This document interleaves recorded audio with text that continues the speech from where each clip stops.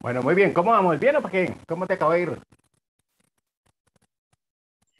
Mal, profe, no puede terminar la evaluación de la otra No, materia. pero está bien, aquí bendito. Yo no te dije que lo enviara como lo que tuvieras. Ahí te habilité para que lo subas al QIS y lo puedas enviar más tardecito, pero envíalo. Envía lo que tengas, tranquila, para revisar a ver qué pasó. ¿Listo? No, es que mientras que lo copié en el cuaderno, porque es que solo tengo el celular, Ajá. entonces mientras lo copié del cuaderno para hacerlo, se me comió un poco de tiempo ahí. Por eso te estoy diciendo, sube lo que tengas y ahí miramos a ver qué pasó y ahí, porque sin yo saber. ¿No te parece? Bueno, profe. Bueno, entonces póngale pues cuidado, vamos a seguir con el otro, ¿cierto? ¿Tomaste tiempo nota del tiempo o no? No, profe, qué pena. Yo sí. Yo sabía, dije, no, ya no sé, se le envió eso. Ah, ¿qué te iba a decir? No se te olvide subirlos al Q10, ¿no? Sí, ¿Listo? señor. Bueno, espérame a ver. Sí, 38. Vamos a ponerlo en 40 para que empate. Bueno, profe. Profe, es de los dos videos, ¿cierto? Porque ya tengo el del primer video que fue cortico, fue como 3 minutos, Sí, ¿no? claro, lo que pasa, acuérdate que es que ahí son como las bases para que uno tenga claro, ¿cierto? ¿Por qué surgió esto? ¿Qué ha pasado? ¿Y cuál fue, digamos, cómo los diferentes organismos internacionales y los gobiernos también participaron en esto? Porque recuerda, en el cuadro que se hacía, ¿cierto? Que digamos de lo que la parte del teletrabajo y el acoso laboral, acuérdate que ya hay países que tienen legislación o tenían, como Colombia, ¿no? Si mal no estoy, creo que es el 1221 del 2008, donde ya había legislación sobre el teletrabajo, pero hay otros que no. ¿Listo? Sí, señor, profe. Entonces ahí es para que eso nos empate y nos sirva. ¿Listo? Estamos bien. Entonces tú puedes hacer Bueno, un tema general, lo que es el teletrabajo y el acoso laboral. ¿Ok? sí, señor. Muy bien. Entonces ya te comparto.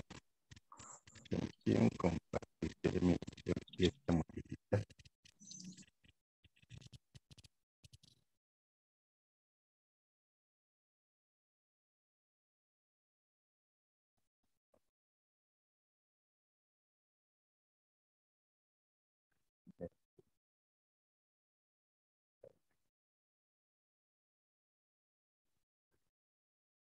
Si se me cae, vuelvo y entro porque está como tranquilo, no se preocupe que ahí voy.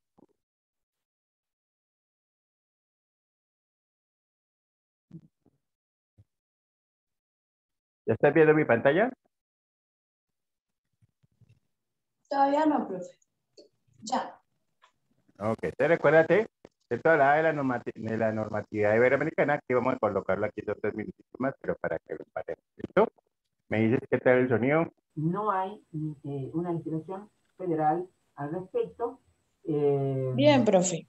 Y Ok. cuando hay que solucionar estos temas, se soluciona desde estas perspectivas y también de la perspectiva constitucional de la ley de fondo, en lo que les permite la ley de fondo y la jurisprudencia. En Chile tenemos un fenómeno que está marcado allí, es decir, no hay una ley general tampoco, pero el Código de Trabajo a través de una reforma sí lo contempla. O sea que aquí tenemos sí una reforma que inserta en el cuerpo ya del Código de Chile la expresión y el fenómeno de la violencia laboral. En Uruguay tenemos una situación parecida, es decir, tenemos también en este caso una legislación que no está contemplada específicamente ad hoc para este fenómeno y podemos sí decir que se recurre a la Constitución, al Código de Trabajo, a la jurisprudencia. Esto mismo pasa en Paraguay, esto mismo pasa en Bolivia. O sea, como ustedes pueden ver aquí, de 6 países, 3 no tienen ninguna legislación, ni estatal, ni general, federal, y solo tiene una posibilidad de abordaje a través de las viejas herramientas, por así decirlo. ¿Sí? Los países que restan, tenemos por ejemplo, voy a dejar al último el fenómeno colombiano, tenemos Venezuela, lo incorporan a una reforma del Código de Trabajo, si mal no recuerdo, en el año 2012, y también se recurre a otras herramientas que ya estaban para proteger al trabajador en este caso, en este fenómeno de acoso laboral o violencia laboral. Y tenemos Costa Rica, por ejemplo, en la misma situación. Tenemos Nicaragua. En Nicaragua es muy escaso, prácticamente no hay herramientas para abordar este fenómeno.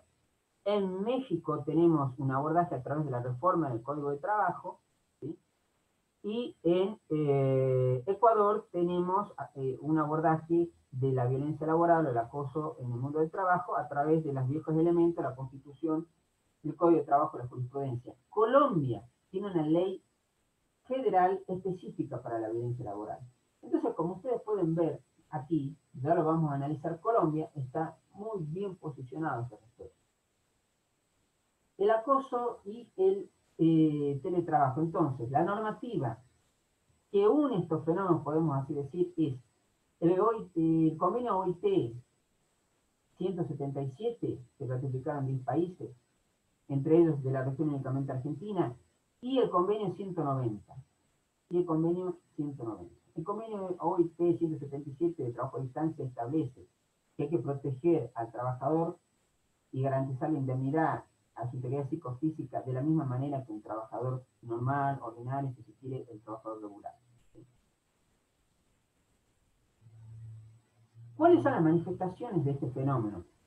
Quiero brevemente entonces aclarar una cuestión.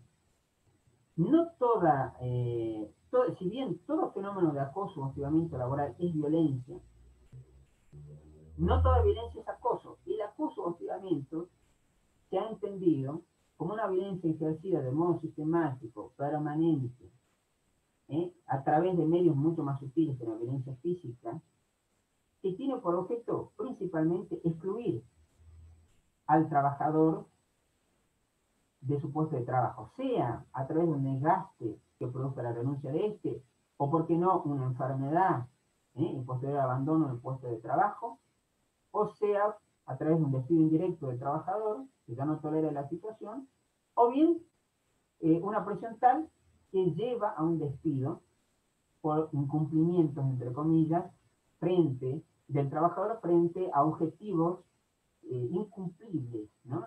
No se pueden cumplir por parte del trabajador. O sea, ahora vamos a ver cuáles son las manifestaciones de este acoso, de este hostigamiento. Por ejemplo, es que se dan en el teletrabajo, específicamente en el teletrabajo. Una sobrecarga horaria y una indeterminación de las horas de trabajo. ¿Por qué? Porque en definitiva, cuando teletrabajamos, y muchos de ustedes les pasará si están teletrabajando, uno pierde un poco la noción de esa pared invisible entre lo privado y el trabajo. Porque usualmente en un 70% se trabaja en casa. Entonces se pierde esa barrera invisible y estamos con una sobrecarga horaria porque estamos trabajando a cualquier hora, en cualquier momento que nos permite nuestra actividad hogareña. Y suele haber una indeterminación de las horas de trabajo. Y el empleador suele requerir en horarios muchas veces inusuales el cumplimiento de actividades o tareas telemáticas. Entonces podemos decir que esto también lleva una sobrecarga horaria. Este fenómeno de sobrecarga y indeterminación van de la mano, están emparentados. Otra manifestación de este acoso, este hostigamiento, objetivos inalcanzables. O sea, designar objetivos inalcanzables a sabiendas de que esto no va a poder ser cumplido por el trabajador. No sin llegar a un estado calamitoso, físico y psíquico, o directamente sin siquiera llegando a este estado, se va a poder cumplir. Otra es las amenazas de pérdida del empleo, reducción de salario, reducción de jornada y de salario. Esta es otra manifestación que puede estar y venir de la mano con la sobrecarga horaria, con la asignación de objetivos. Cuando el trabajador empieza a fallar, a no poder cumplir, entonces empieza la amenaza. Bueno, si no se puede esto, tendrás que renunciar. Hay también, dentro de esta posibilidad fenoménica, por así decir, de la violencia, hay un incremento irrazonable de la vigilancia, muchas veces con cámaras encendidas, con registros que hay que ingresar a cada momento en plataformas virtuales, indicando una suerte de aquí estoy, de presencialidad, por así decir, virtual. Una utilización irrazonable de los datos personales, irracional, y una utilización indebida de los medios del trabajador, porque muchas veces el trabajador pone sus medios, pone su computadora, su cámara, su altavoz, es decir, pone los medios en su hogar, y estos se utilizan indebidamente, y tiene que ver también con un poco con lo que veíamos, sobrecarga, asignación de objetivo, utilización de la vigilancia telemática.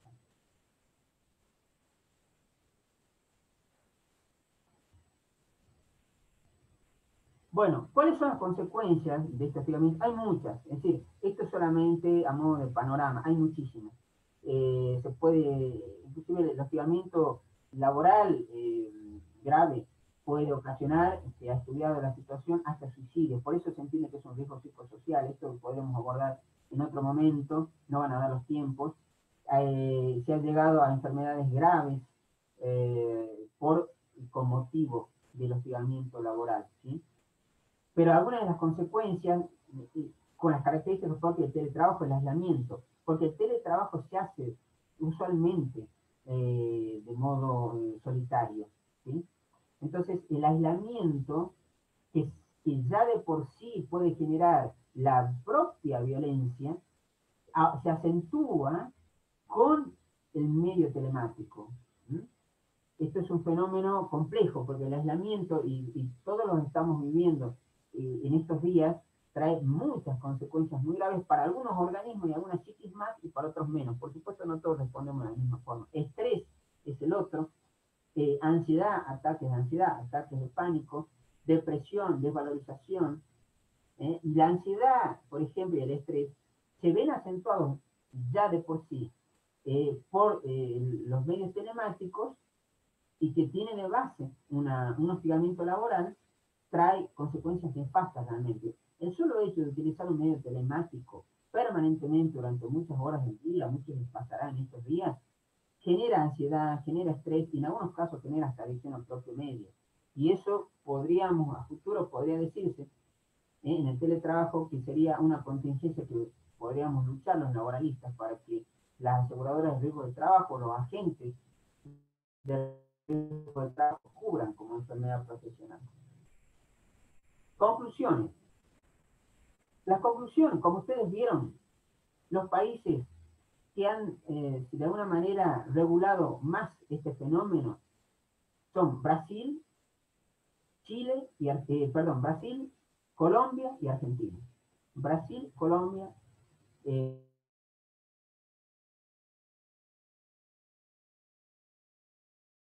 México y Colombia son los que más han regulado estos temas.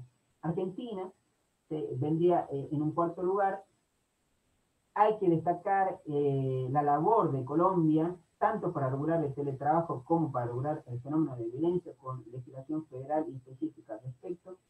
Los demás tienen, por supuesto, herramientas de la propia Constitución, de los derechos fundamentales laborales, de los propios códigos de trabajo o leyes de fondo, y hay una labor pretoriana de los jueces increíble en estos momentos. Hay una labor pretoriana, valga la redundancia, de los magistrados, muy importante, que han ido supliendo las deficiencias legislativas al respecto en todos los países de la región, incluido Brasil, incluido México, y que han ido construyendo una suerte de digesto, pero que requiere para mayor precisión y menor discrecionalidad judicial, una normativa a mi criterio mucho más clara.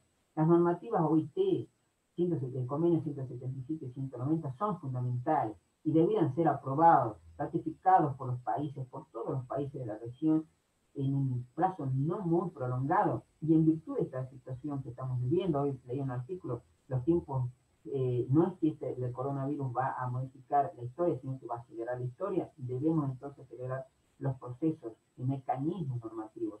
Si bien la norma no es todo en el derecho, pero es importante establecerlo como referencia fundamental a la hora de decidir conflictos y a la hora de prevenirlos también. ¿Cuáles son los desafíos que yo al menos veo por delante y evidentemente pronto nos podremos charlar al respecto a través de este medio? El uso del Big Data y algoritmos, por ejemplo, para contratar, para despedir, para promover, hasta dónde aquí no tendremos una suerte de discriminación por perfiles digitales.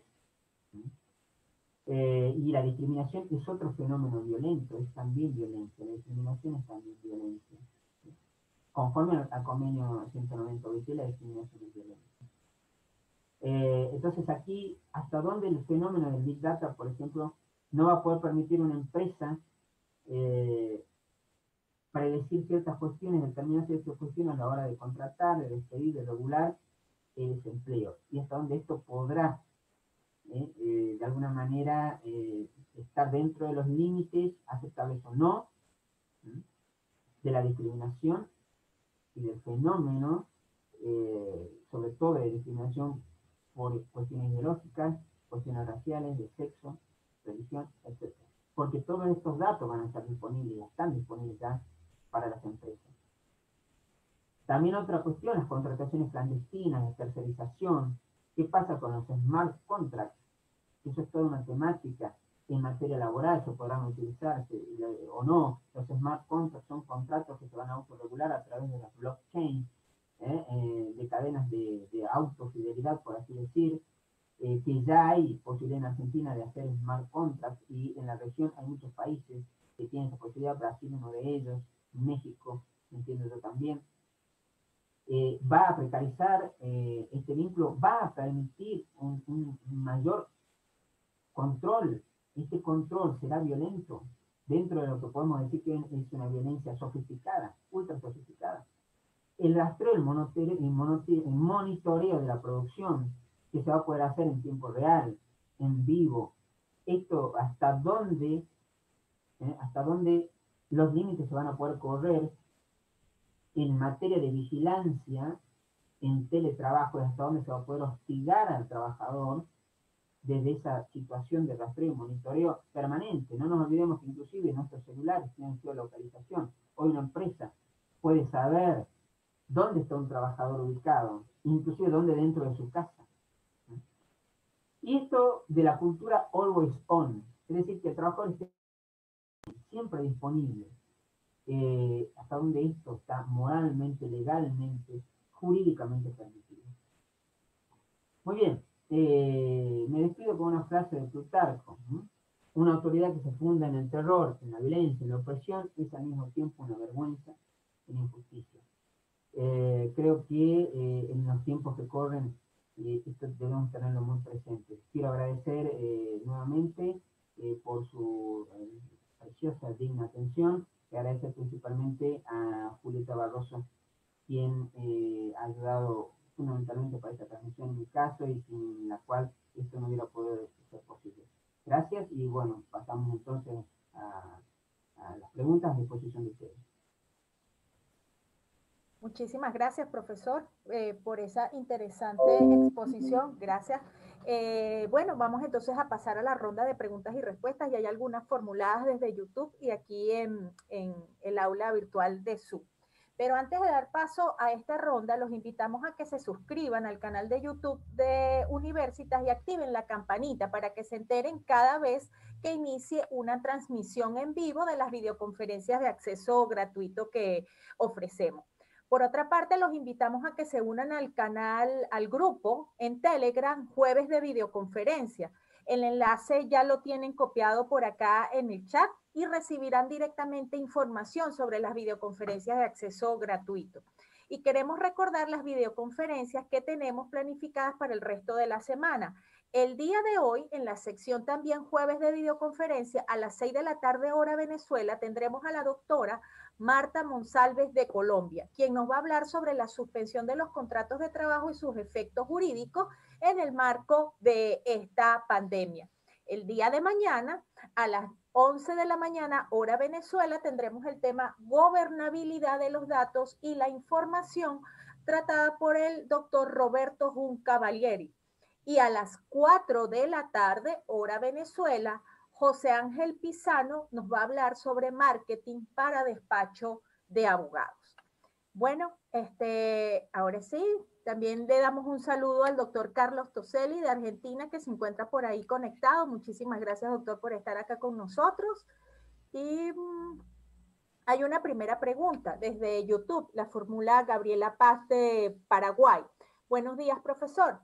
Te saludo desde Paraguay. Me gustaría que aclares si existe alguna diferencia entre teletrabajo con el trabajo a distancia y o home office, o hablamos de un género especie. Y esto lo quiero conectar a su vez con una pregunta que hacen en el mismo sentido.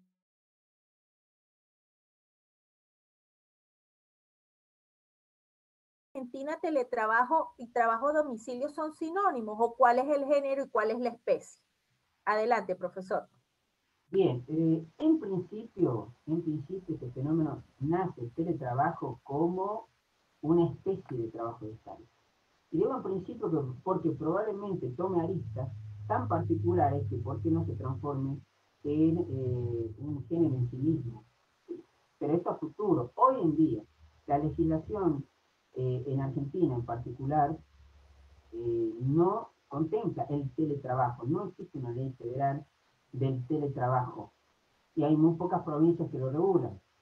Por lo tanto, hoy en día, si tenemos que regular o de alguna manera abordar la problemática del teletrabajo en sede judicial, acudiremos a la normativa de trabajo a distancia, la normativa que tenemos los laboralistas para hacer frente a este tipo de cuestiones, que son las herramientas con las que contamos, en el caso de Argentina, la ley 2744, que es la ley de contrato de trabajo, estatutos específicos para las diversas ramas de actividades, periodistas, domésticos, obreros de la construcción, bueno, estos no van a hacer teletrabajo, pero digo, empleados de comercio, empleados bancarios, tienen sus estatutos, sus convenios específicos, convenios colectivos. Ahora bien, para aclarar, en principio es una especie de trabajo a distancia. Como ustedes han visto, la OIT determina o define al teletrabajo como trabajo a distancia hecho, realizado a través de medios de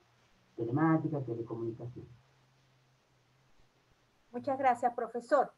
Ahora una pregunta sobre acoso. Daniel Steven Mosquera. Doctor, buenos días. ¿Podría explicar lo más amplio posible sobre el acoso laboral entre trabajadores y en qué caso se ha resuelto en favor de la víctima? Entiendo que esto es más, no está tan conectado al teletrabajo, pero trata del punto acoso. En Argentina, aclara. Sí, a ver, yo tenía mucho más material para compartir el acoso. Hay tres tipos de acoso. El acoso horizontal, entre pares, hay un acoso que va desde empleados, personal jerárquico al personal de menor jerarquía, que es un acoso ascendente, si se quiere, y también un acoso ascendente que puede pasar entre los trabajadores de menor jerarquía hacia trabajadores de superior jerarquía. Esto es menos usual. El más usual, si se quiere, es el que va de la cúspide para abajo, es decir, de trabajadores de superior jerarquía hacia los trabajadores de inferior jerarquía y el hostigamiento entre pares, que puede darse inclusive de modo mixto, porque a veces un jerárquico puede incentivar a que el resto de los trabajadores hostiguen y acosen, o sea, se peguen al acoso del superior. Esto se denomina boxing cuando es desde arriba hacia abajo, y hostigamiento, mobbing, si se quiere. Hostigamiento y mobbing son sinónimos en principio. Ahora quiero decir que estos son conceptos que, si se quiere, son multívocos. Muchas veces se usan mobbing para referirse a cierto tipo de acoso que se hace de modo particular tantas veces a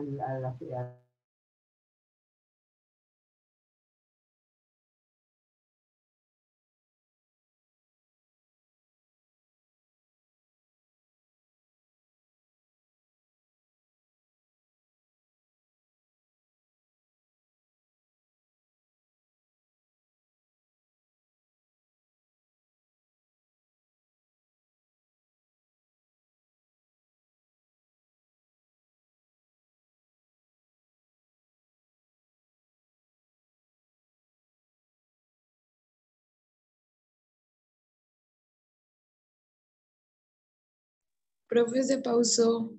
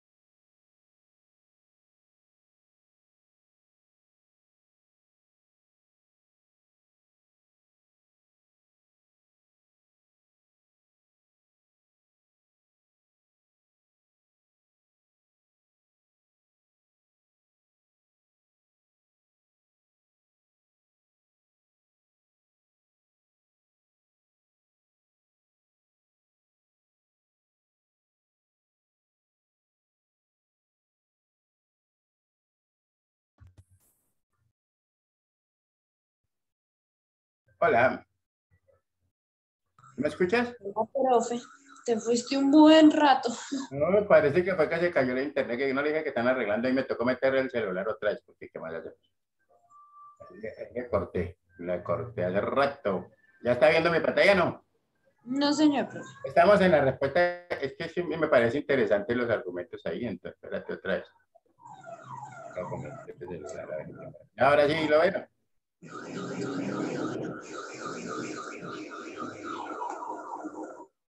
¿Ya lo estás viendo?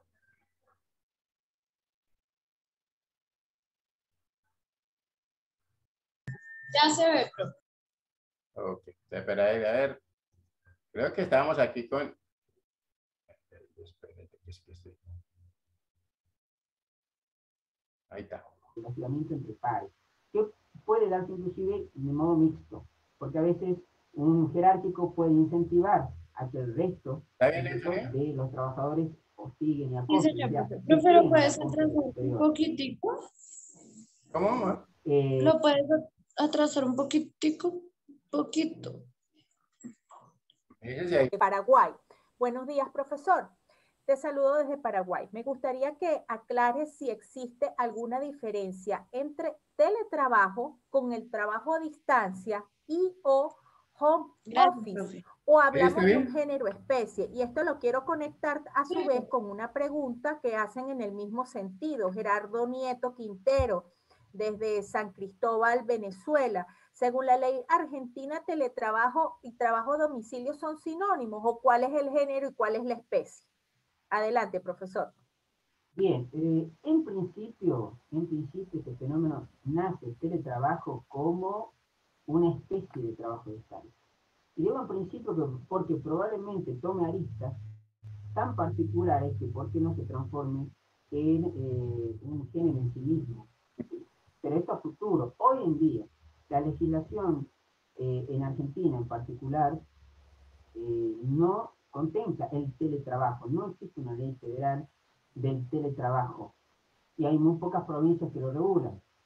Por lo tanto, hoy en día, si tenemos que regular o de alguna manera abordar la problemática del teletrabajo en sede judicial, acudiremos a la normativa de trabajo a distancia, la normativa que tenemos los laboralistas para hacer frente a este tipo de cuestiones, que son las herramientas con las que contamos, en el caso de Argentina, la ley 2744, la ley de contrato de trabajo, estatutos específicos para las diversas ramas y actividades, periodistas, domésticos, obreros de la construcción, bueno, estos no van a hacer teletrabajo, pero digo, empleados de comercio, empleados bancarios, tienen sus estatutos, sus convenios específicos, convenios colectivos. Ahora bien, para aclarar, en principio es una especie de trabajo a distancia. Como ustedes han visto, la OIT determina o define al teletrabajo como trabajo a distancia hecho, realizado a través de medios de telemática, telecomunicación. Muchas gracias, profesor. Ahora una pregunta sobre acoso. Daniel Steven Mosquera. Doctor, buenos días. ¿Podría explicar lo más amplio posible sobre el acoso laboral entre trabajadores y en qué caso se ha resuelto en favor de la víctima? Entiendo que esto es más, no está tan conectado al teletrabajo, pero trata del punto acoso. En Argentina, aclara. Sí, a ver, yo tenía mucho más material para compartir el acoso. Hay tres tipos de acoso. Hay un acoso horizontal, entre pares, hay un acoso que va desde el empleado, personal jerárquico al personal de menor jerarquía, que es un acoso ascendente, si se quiere, y también un acoso ascendente que puede pasar entre los trabajadores de menor jerarquía hacia trabajadores de superior jerarquía. Esto es menos usual. El más usual, si se quiere, es el que va de la cúspide para abajo, es decir, de trabajadores de superior jerarquía hacia los trabajadores de inferior jerarquía, y el hostigamiento entre pares, que puede darse inclusive de modo mixto, porque a veces un jerárquico puede incentivar a que el resto, ¿no es cierto?, de los trabajadores hostiguen y acosen, o sea, se peguen al acoso del superior. Esto se denomina boxing cuando es desde arriba hacia abajo, y hostigamiento, mobbing, si se quiere. Hostigamiento y mobbing son sinónimos en principio. Ahora quiero decir que estos son conceptos que, si se quiere, son multívocos. Muchas veces se usan mobbing para referirse a cierto tipo de acoso que se hace de modo particular tantas veces al mes, por tantos meses. Hay también una distinción al respecto, pero en definitiva, el fenómeno de acoso o mobbing, yo lo llamo acoso, mobbing, que en Brasil es asedio moral, por ejemplo, y en otras legislaciones también asedio moral, se suele dar horizontalmente, entre pares, y desde los superiores jerárquicos hacia los empleados de menor jerarquía. No sé si esto responde a la pregunta, pero creo que está claro. Estos son los panoramas. ¿Cuándo se resolvió a favor de la víctima? Sí, bueno, hay muchos casos, miles de casos en toda la región, en el país, en Argentina, se resuelve un caso a favor de la víctima. En particular puedo hablar de la jurisprudencia argentina, se ha resuelto mucho a favor de la víctima. En materia indemnizatoria, inclusive se resuelve en muchos casos a favor y con una indemnización por el daño moral, ¿sí? El fenómeno de discriminación es otro fenómeno violento que tiene otras características y podríamos hacer inclusive otra charla al respecto. La Corte Suprema de Justicia de la Nación estableció parámetros en Argentina de lo que se puede decir que es discriminación laboral. En particular hay casos de living case, pero bueno, podríamos estar mucho tiempo al respecto. Creo que alcanza con decir que hay clasificaciones dentro de lo que es el hostigamiento, que puede ser, inclusive tenemos hostigamiento endógeno y exógeno. El hostigamiento endógeno es el que se da en el trabajo, y el exógeno, podríamos decir que es una violencia exógena, no hostigamiento, pues una violencia exógena, el que se da muchas veces de terceros ajenos al trabajo o vinculados a este, al ámbito laboral, hacia los que están dentro del ámbito laboral. Por ejemplo, usuarios violentos. Esto se da mucho en telemarketing, por ejemplo, o en servicio de cobranza. Pero esto ya sería violencia, no acoso, que hemos dicho que es una especie de violencia. Muchas gracias, profesor. Por acá hace un comentario Marcelo Olmedo, quien se encuentra acá en Zoom, indicando lo siguiente. La violencia del modo que se manifiesta es perjudicial no solo para la víctima, sino para la organización, empobreciendo las relaciones humanas. Perjudica en el rendimiento, las utilidades, el abandono, el ausentismo. Es simplemente un comentario, no sé si usted quiere agregar algo al respecto. Obviamente, evidentemente para las empresas tampoco es rentable que haya violencia. No solo es perjudicial a nivel moral y social, si se quiere, se habla de responsabilidad social empresaria, compliance, pero en definitiva tampoco es rentable trabajar en un ambiente hostil y violento. Porque el trabajador, hay muchos estudios al respecto, podemos entendernos días, es más productivo y eficiente si se quiere tratarlo como recurso, que yo siempre creo que el trabajador no es un recurso. Pero por eso no me gusta hablar de recursos humanos. Pero tampoco es, desde ese punto de vista, si se quiere hacer un análisis económico, rentable para las empresas trabajar en un ámbito violento. No es eficiente y tampoco saca lo mejor, si se quiere, del trabajador.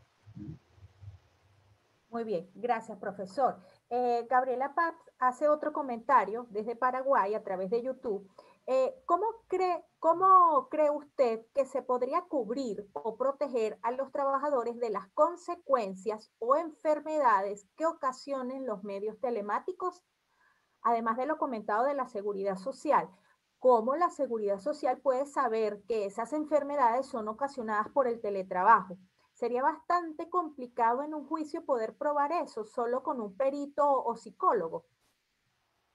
Bueno, no, en realidad no tiene que cubrirlo la seguridad social en principio, si entendemos que seguridad social es una cosa y si entendemos que cobertura de contingencia y siniestros es otra. O sea, si marcamos todo en lo que es seguridad social y del trabajo, ¿sí? Sí podríamos decir que tiene que estar dentro de la seguridad social. Ahora, con un régimen específico. En Argentina, por ejemplo, se habla de riesgos del trabajo. Hay un subsistema, que es el subsistema de riesgo del trabajo, dentro de lo que podríamos decir sistema de la seguridad social y del trabajo, perfecto, de prevención social y del trabajo, que cubre contingencias laborales, enfermedades y accidentes. Ahora, ¿cómo podemos hacer? Con cambios legislativos que obliguen a las prestadoras de las prestaciones, valga la redundancia, de este tipo de contingencias, porque hay prestaciones de tipo en especie, hay prestaciones en dinero, cuando ya no hay posibilidad de rehabilitar, hay una serie de cuestiones, pero en muchos casos en Argentina, por ejemplo, la violencia laboral, el hostigamiento laboral, o algunas sintomatologías que pueden estar poniendo en evidencia que hubo un hostigamiento laboral o que existe un hostigamiento laboral, como el estrés, las neurosis, ¿por qué no también alguna psicosis? No están contempladas como tales como enfermedades profesionales, ¿sí? Entonces, hay una lucha del litigante, del abogado litigante, del laboralista, el sector que va por el lado obrero, para que se reconozca como enfermedad profesional, por ejemplo, un ataque de tipo violento, sistemático, progresivo, en el marco de un hostigamiento hacia un trabajador que le generó una enfermedad. Y tiene que recurrir a precedentes, luchar en tribunales, es decir, no hay una legislación que al respecto nos proteja a los trabajadores. Ahora bien, hay sí convenios hoy que establecen el concepto de enfermedad profesional, esto podría dar para otra charla, hay muchas aristas, que sí la Argentina, por ejemplo, ratificó, y que tampoco está aplicando a Argentina, en muchos casos. Y se habla de enfermedad profesional como cualquier agente que dentro del marco del trabajo, como consecuencia de esto, como causa de esto, produzca una patología.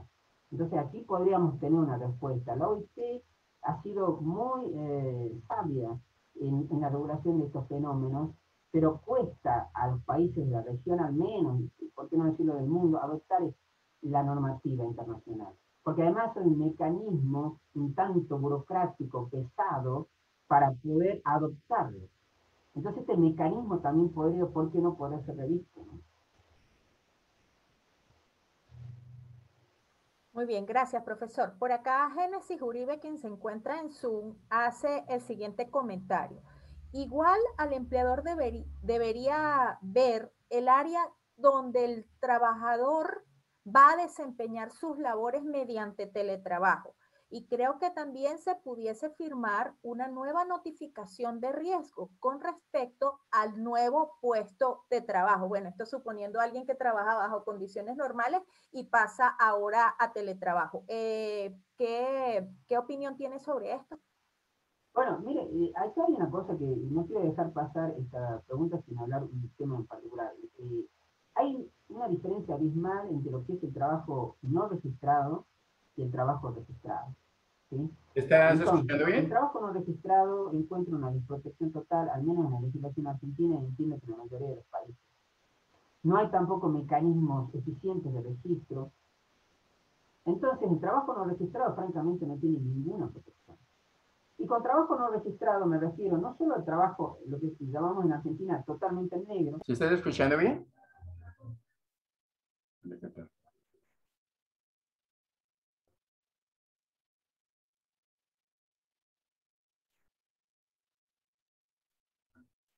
Oh, hola.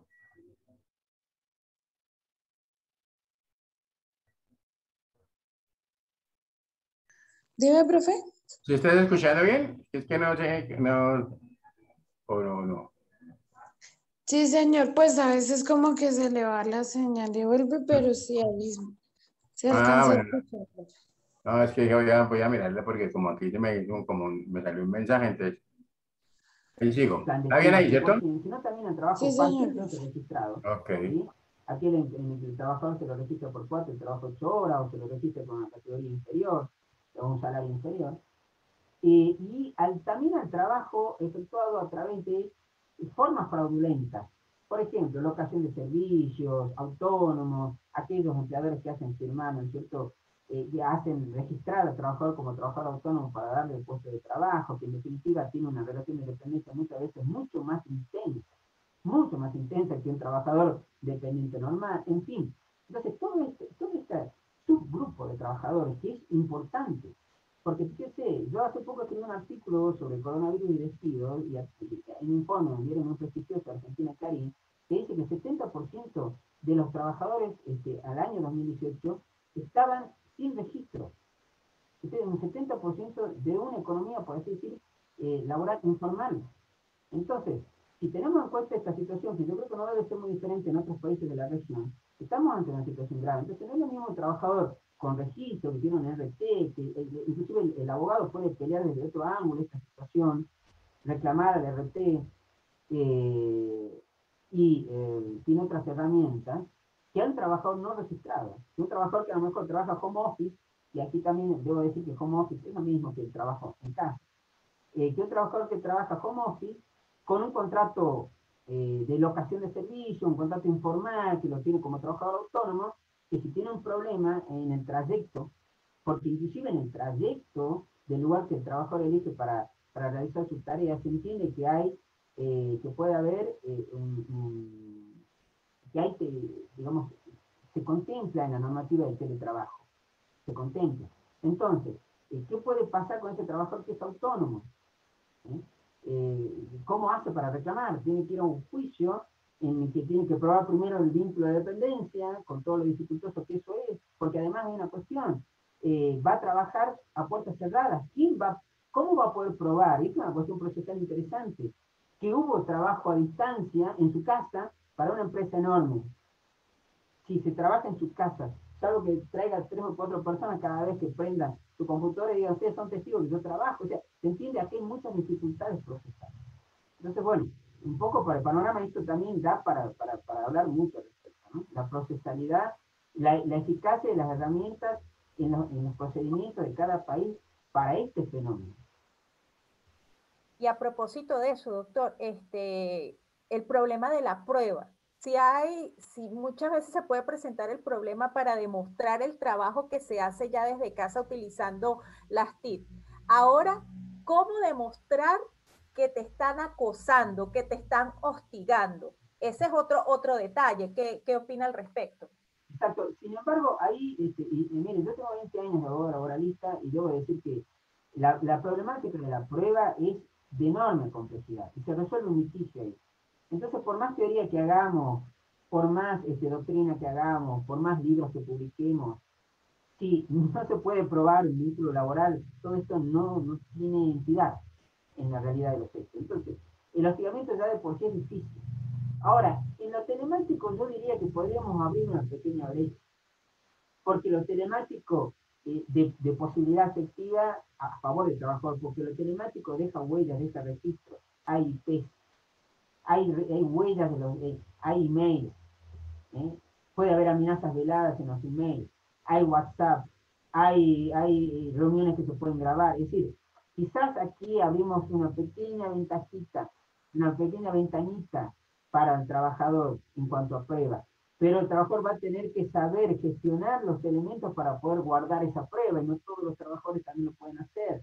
Entonces aquí ya entra a jugar la pericia del trabajador para poder guardar, colectar la prueba informática que va a poder dejar rastro.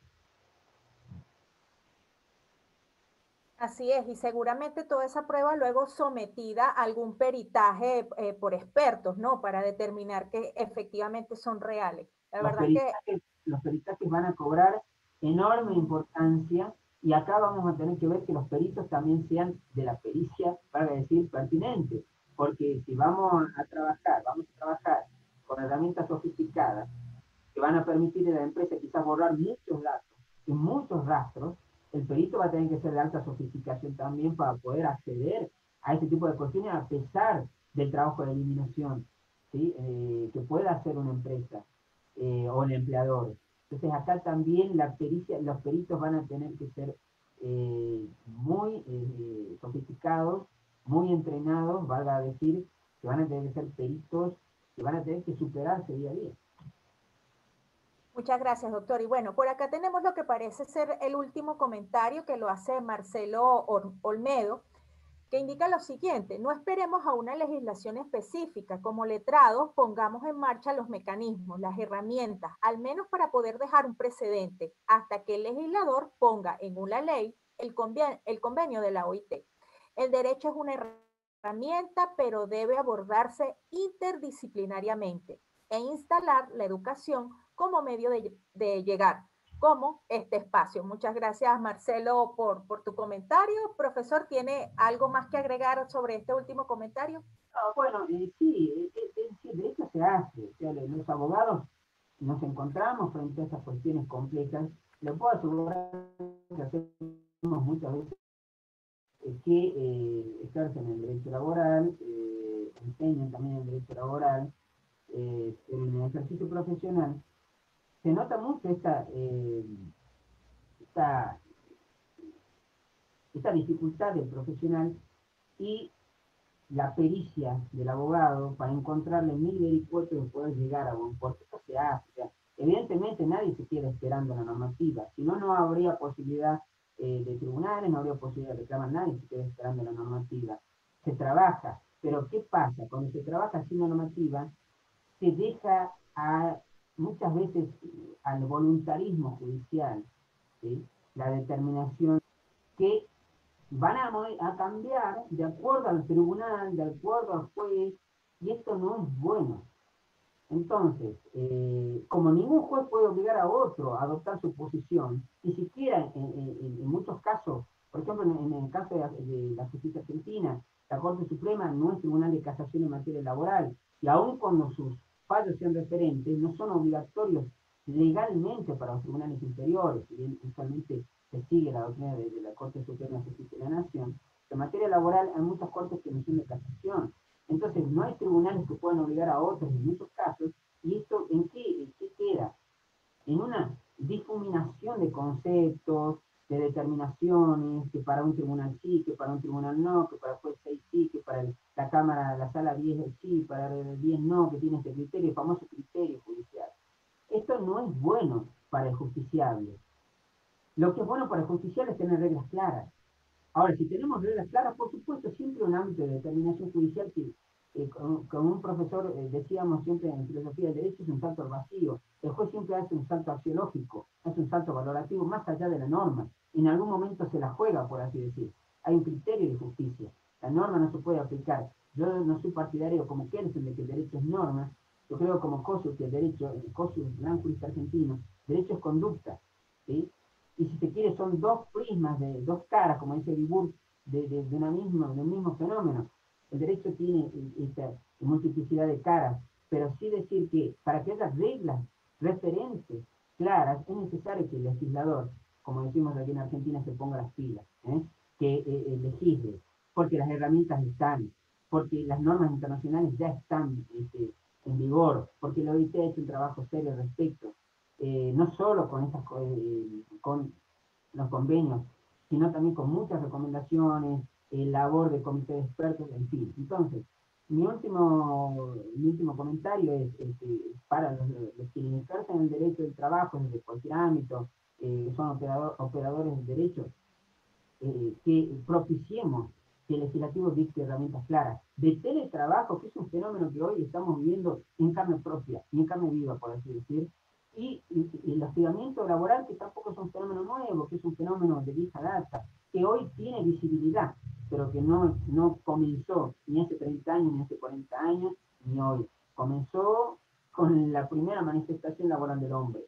Entonces, creo que todos debemos concientizarnos de la necesidad de que haya reglas claras al respecto y que el derecho, como siempre digo, lo hacemos entre todos, justiciables y no. Y para los abogados, mi más profundo respeto, porque siempre digo, sin abogados no hay justicia. Y sin justicia no hay Estado de Derecho posible. Muchas gracias, profesor, por esas palabras. Bueno, no me queda más que recordarles una nueva cita para hoy, para esta tarde, a las 6 de la tarde, hora Venezuela, y tendremos a la profesora Marta Monsalvin, quien es la presidenta del Instituto Latinoamericano de Derecho del Trabajo, quien desde Colombia nos va a hablar sobre la suspensión de los contratos de trabajo y sus efectos jurídicos en el marco de esta pandemia. Así que los invitamos. Bueno, profesor, no me queda más que darle nuevamente el derecho de palabra para que despida. Gracias a ustedes, infinitas gracias. Gracias a todos. Transmisión, a Julieta, a Universitas Fundación, a Presta Piensa, y a disposición para cuando gusten, y a todos los que particularmente asistieron hoy, al doctor Toselli, que es argentino, y si mal no tengo entendido es cordobés, son parientes abogados en Córdoba, así que un saludo para Córdoba. muchísimas gracias a todos por haber participado, los que se encuentran acá en la sala de Zoom y a quienes vieron esta transmisión desde nuestro canal de YouTube. De verdad, muy agradecidos con el profesor Gustavo por haber aceptado esta invitación. Y recuerden, la recomendación actual es quédate en casa y en este tiempo de contingencia, Universitas está contigo. Sigan pendientes por nuestras redes sociales y en sus correos electrónicos sobre las videoconferencias que tenemos la próxima semana. Y si te gustó esta videoconferencia, por favor, coméntalo a través de las redes sociales utilizando el hashtag Universitas está contigo. Bueno, hasta pronto, que tengan un feliz almuerzo y feliz día, donde quiera que se... Bueno, muy bien. ¿Cómo lo viste? Bien. Fíjate, digamos, esa cuestión de ese código, cómo hizo que se cambiaran muchas cosas y comenzaran a acelerarse en otros procesos, ¿no? Sí, ¿Listo? señor. Y Muy bien. pues formar normas también sobre eso. Es importante. Hazme un favor, actívame la camarita ahí para que no digan que ya está dormida, sino que para que nos quedemos en el registro. Entonces ahora me envías esa cuestión, ¿listo? Ahí ahí. No vas a dejar pasar el mediodía porque ya tienes hasta la mediodía para que subas la... ¿Hasta mediodía, profe? Ajá, así hasta las 12. 11:50 y pico le dejé ahí para que salga ese enredo. ¿Ok? Gracias, profe. Bueno, entonces quedamos así. Dios te bendiga y hablamos entre 8 días. ¿Listo? Amén, profe, sí, señor. Gracias, Bueno, profe. buena tarde, amor. Que estés bien. Gracias, igualmente, profe. Gracias.